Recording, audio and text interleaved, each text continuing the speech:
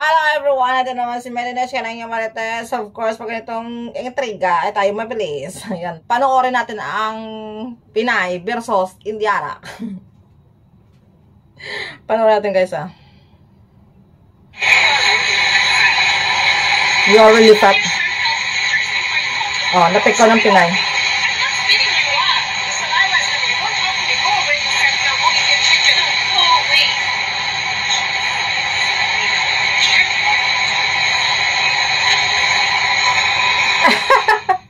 Sinabihan niya yung Pilipina na ganun nga. You're fat. Siguro baka nasagid ba siya? Kaya sumagot ang Pilipina, look at yourself first. Tapos kumod siya.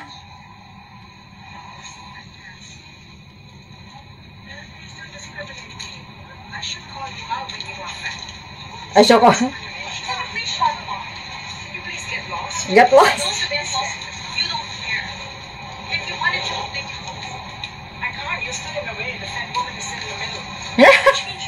Bully. Bully tong Indiana. Ang taray. Pero, si Kabayan, may space naman Kabayan eh. Bakit?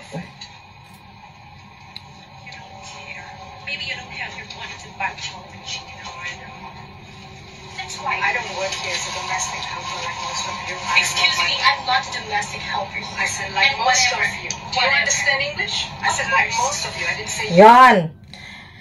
Yes. Yes, sinasabi niya.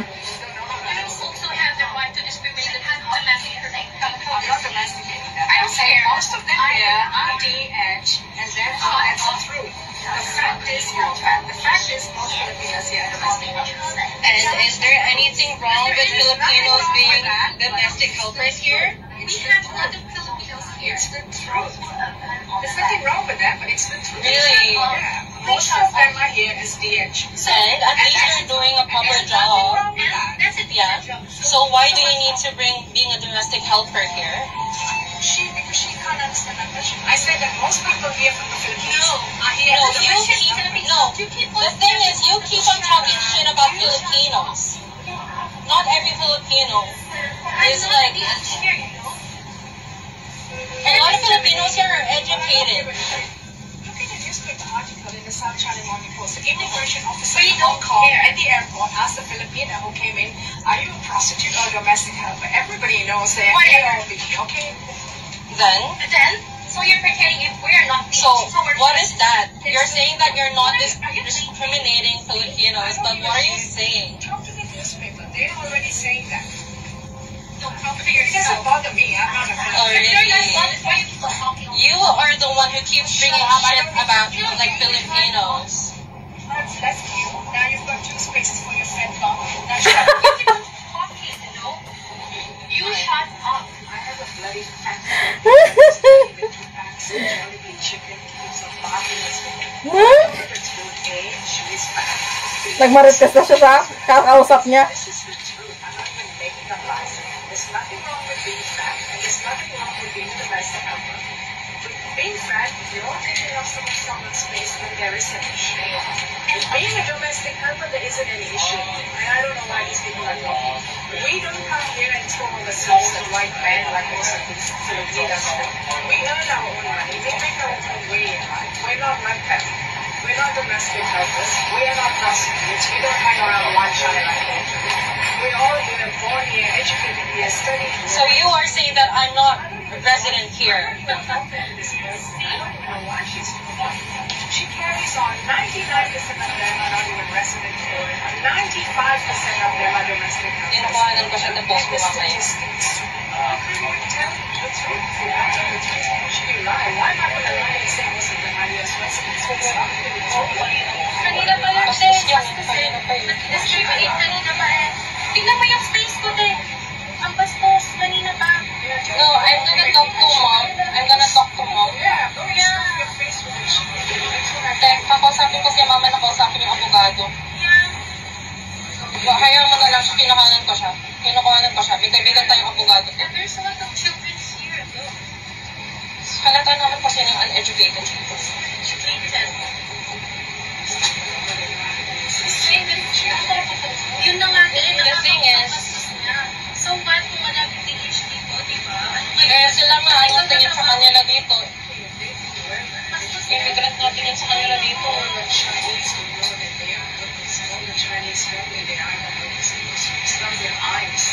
I'm not a helper. She's not a helper. You started interrupting my conversation. I'm not even talking to you, bitch.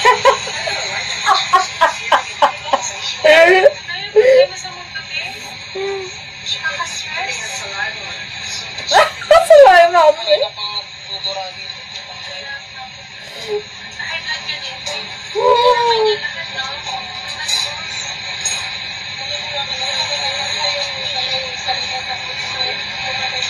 Kaya nga eh. Sure, the smell of chicken permeates through the whole buksan mo, sarin mo. Tumatawa yung alaga ko.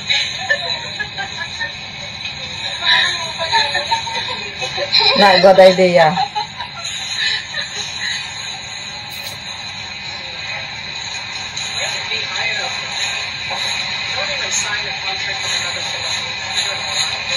Oo, yung kasalanay mo. They just want to work here and they just don't know.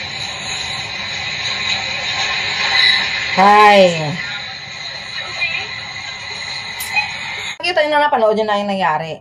So, kumaga nagsagutan sila dahil sabi niya, yeah, you're fat. So, we don't know naman kasi ang sitwasyon kung bago umupo yung Pilipina, baka may tao sa kabila. Kasi sa video, walang tao. Diba?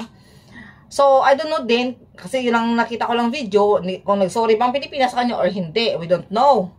So, kumbaga, sinabihan niya ang Pilipina na mataba ka. Binalik din sa Pilipina sa kanya na yung to look at yourself first.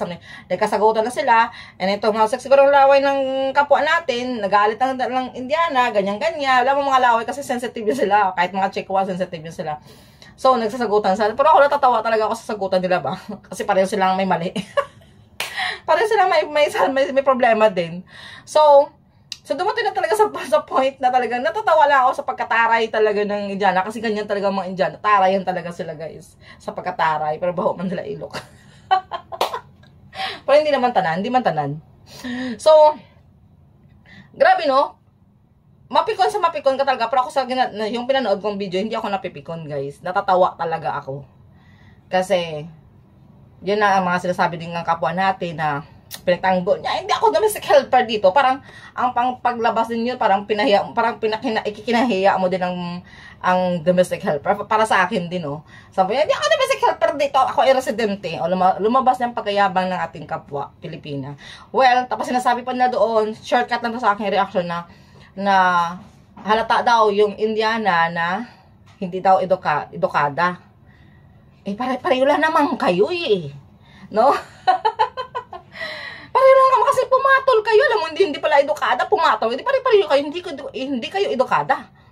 Kasi kung hindi mo nyo pinatulan yun, no? Kung umurong ka na lang sana at hindi ka na pumatol, kung ikaw ay edukada, hindi sana wala nangyari. Hindi sana natahimik na talaga siya. Hindi kaya umalis na lang kayo. Hindi mo na kailangan magkipagbardagulan pa dyan sa kanya.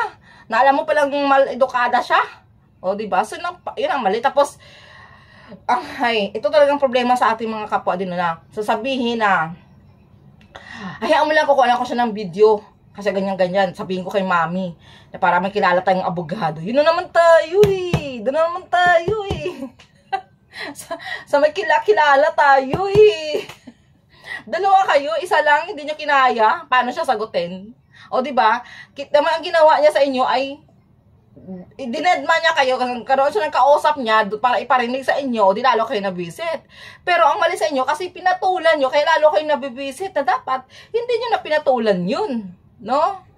Kasi, grabe yan talaga sila, kasi kumbaga mga afam talaga, direct to the point, mga ganyang lahi, direct to the point talaga sila magsalita, masakit na sila magsalita, guys. As in, totoo yan. Kung ano tayo, sila naman kasi tayo, may pagkamaano pa, pero sila, direct to the point. Pero, ang sa akin lang, hindi siguro discrimination ang tawag doon, sa point niya. Ang sa kanya ay opinion, or nagtatanong siya, mostly, kasi sabi niya, hindi ka ba marunong mag-English, di ba? Mostly, sabi niya, na ganun daw. So, hindi natin siya masisisi. Accept the fact naman talaga. Totoo naman talaga yun eh. Di ba? Hindi na tayo magpaka-ipokrita dito. Magpakatotoo na lang talaga tayo. Dahil sa kagagawan din ng iba na damay-damay na. Di ba? So, hindi mo na kailangan pang i-explain ang sarili mo sa kanya. As long alam mo naman sa sarili mo, wala kang ginagawa. Don't mind it. Don't be affected, no? Tapos sabihin mo, hindi ako naman sa kelper dito. Tapos yun lang yun ang para sa akin. Kasi yun ang tingin niya eh. Ano gagawa natin? Ano kung di ka naman ganoon, don't mind her. Ay, pero sa parehong parties talaga, pareho kayong may saltik talaga. Sa totoo lang. Kasi mapatula din kayo eh. Tapos sabihin nyo, edukado kayo. Hindi rin ako proud sa nangyari ito na ipagtanggol nyo. Wala akong makitang proud ako dito sa inyo kahit kapwa ko pa kayo Pilipino. Hindi ako feeling proud na gano'n ang nangyari. Hindi. Kasi, kung nag-sorry ka na lang, kasi siguro nasagid mo siya at umusog ka doon, wala na sana nangyayari. Kung magputak-putak pa siya, naputak pa siya. Pero syempre, ito ay based sa nakita ko lang na video. Kasi hindi ko alam anong pinakapunot dulo ng video na to. So, disclaimer lang, no? So, yun ang sa akin, no? Pero, kung ikaw ay nag-sorry naman sa kanya, nagputak pa siya ng putak, yung sabi ko nga, sana hindi mo na pinatulan. No?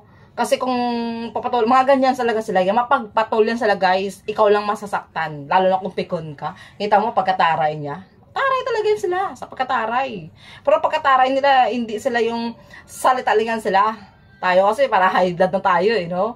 Grabe na, dalawa na nga kayo, hindi nyo kinaya ang isa eh. Pero nakikita talaga, hindi nyo siya kinaya na sagutin. Yun lang. Kung mga hindi nyo naumpok sagutin, dapat nyo sagutin. Diba?